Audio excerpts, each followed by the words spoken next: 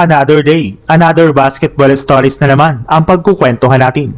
At ngayon nga ay pag-uusapan natin ang balitang pagbabalik na ni Cade Cunningham sa Detroit Pistons at ang balitang papalitan na nga po ni Stephen Curry sa Brandon Podziemski sa Golden State Warriors. Official na nga pong hawak ng Pistons ang number 1 seed sa East ngayong season at kahit anuman nga pong mangyari at maging resulta ng kanilang mga natitirang laro sa regular season, ay sila pa rin nga pong makakasungkit ng unang pwesto dito at makakakuha ng home court advantage hanggang sa East Finals kung sakali mang makapasok sila dito. Ibig sabihin, mabibigyan nga po ng Pistons ang kanilang superstar ng mahaba-habang panahon para makarecover ito mula sa kanyang natamong collapse lungs. Hindi na rin naman nga po niya kailangan pa na magmadali sa kanyang recovery basta't siguraduhin lamang nga po nito na maayos ng kanyang kalagayan bago pa man siya makabalik sa kanilang lineup.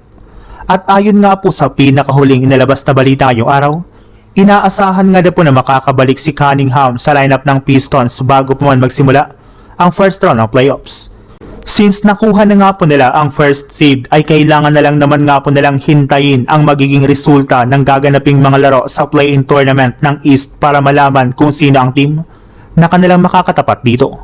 Sa ibang balita naman, sinabi na nga po ni Coach Steve Kerr na ngayong araw na nga na po babalik at maglalarong muli si Stephen Curry sa Golden State Warriors matapos ang ilang buwan na pagkawala nito sa team dahil sa pagtatamo nga po nito ng knee injury.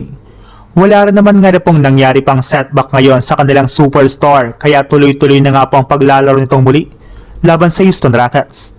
At dahil magbabalik na nga po ang first option ngayon ng Just W sa kanilang opensa ay mapipilitan na naman nga po silang baguhin ngayon ang kanilang rotation at game plan. At isa nga po sa mga naibalitang gagawin nila dito ay ang inaasahan na pagbangko na nga po nilang muli kay Brandon Podziemski para bigyan daan si Stephen Curry na makabalik sa kanilang starting lineup. Ang magiging bagong starting 5 nga po ngayon ay bubuhin na nila Stephen Curry, DeAnthony Melton, Guy Santos, Draymond Green at si Kristaps Porzingis. Mapipilitan nga po ngayon si Podziemski na maglaro ng off the bench at posible rin naman nga pong bawasan dito ang kanyang playing time.